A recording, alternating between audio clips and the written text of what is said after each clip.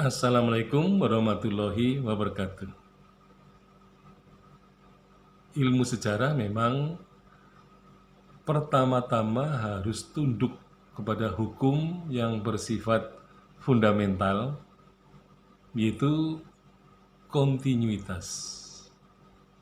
Jadi sejarah memang harus ditulis secara kontinuitas, atau dalam bahasa yang lebih jelas adalah diakronis, yaitu memanjang dalam waktu.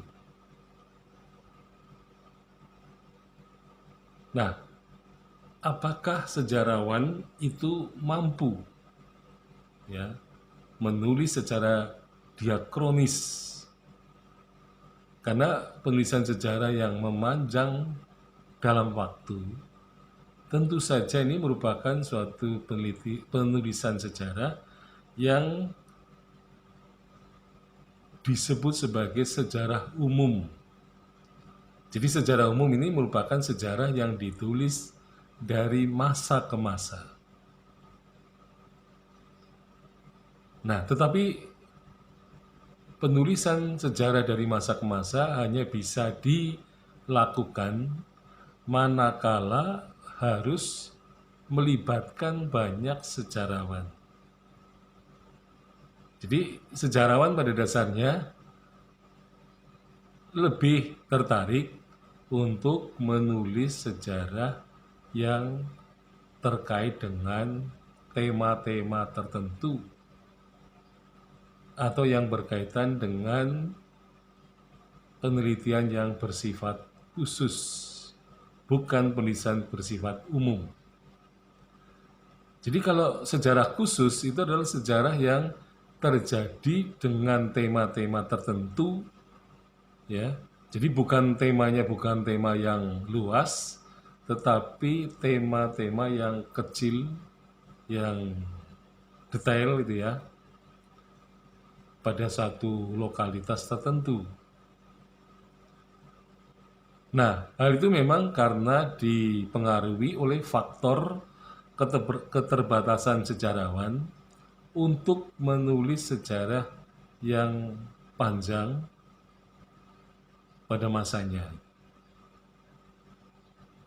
Jadi misalnya menulis sejarah Indonesia, sejarah nasional, jilid 1 sampai 6, itu adalah sejarah umum. Itu yang sejarah yang bersifat kontinuitas atau diakronis, memanjang dalam waktu. Nah, tentu saja seorang sejarawan tidak mungkin bisa melakukan itu kecuali dia menekuni penelitiannya dengan secara terus-menerus. Nah, secara umum juga merupakan karya yang cenderung bersifat general. Artinya, detail-detail tentu saja sering ditinggalkan karena detail-detail itu merupakan penulisan sejarah khusus. Nah, sejarah khusus itu biasanya merupakan pilihan yang sering dilakukan oleh sejarawan karena sejarawan ingin melakukan penulisan sejarah dengan fokus tertentu. Sehingga pilihan yang paling mudah adalah menulis pada tema tertentu, kemudian periode tertentu yang dibatasi sendiri oleh penelitinya. Ya, semuanya ini memang berawal dari sejarah lokal. Jadi tema-tema yang dibatasi itu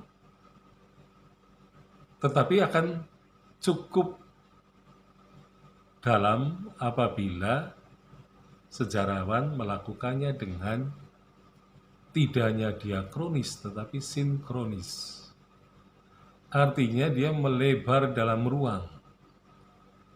Nah, ketika melebar dalam ruang, sejarawan harus bersifat atau bekerja secara multidimensi. Ya, tadi artinya sejarawan tidak hanya melakukan pendekatan sosial saja, tetapi juga pendekatan ilmu budaya, dan juga pendekatan eksakta. Jadi menyeluruh gitu loh. Jadi mungkin periodenya hanya 5 tahun, periodenya bisa 10 tahun. Ya, itu penelitian-penelitian sejarah yang bersifat khusus. Tetapi 5 tahun itu dilihat dari multidimensi. Ya, dilihat dari biologi, dari kedokteran, dari farmasi, dari ya ilmu eksakta, ilmu-ilmu budaya, ilmu-ilmu sosial. Jadi sejarah yang seperti itulah yang memang merupakan sejarah umum, tetapi bisa dibatasi waktunya. Nah, itulah yang dikatakan sebagai sejarah khusus yang sebenarnya merupakan bagian dari kontinuitas atau diakronis, tetapi harus melihat faktor tadi sinkronisnya. Jadi ketika kita berbicara periode tahun 65, ya misalnya peristiwa G13 PKI, itu bisa dilihat dari sudut budaya, sudut seni, kemudian juga dari antropologis misalnya. Ya, mengapa komunis itu bisa hidup di negeri yang makmur seperti ini? Mengapa itu ya? Nah, kita nanti secara antropologis bisa menjelaskan bahwa oh ternyata bahwa komunis sebagai ideologi itu bisa hidup di tengah orang-orang miskin. Berarti ada semacam pemiskinan atau juga bisa mengalami miskin secara struktural. Artinya bangsa Indonesia yang dijajah oleh Belanda tidak 350 tahun, ketika merdeka jelas-jelas dalam kondisi miskin. Nah, maka saran konstitusi Undang-Undang Dasar 1945 itu kan kewajiban negara adalah melindungi segenap bangsa dan tumpah darah Indonesia, mencerdaskan kehidupan bangsa, ya, dan juga ya, melindungi bangsa yang miskin sehingga memberantas kemiskinan. Jadi paling tidak seperti itu ya konstitusi kita setelah merdeka.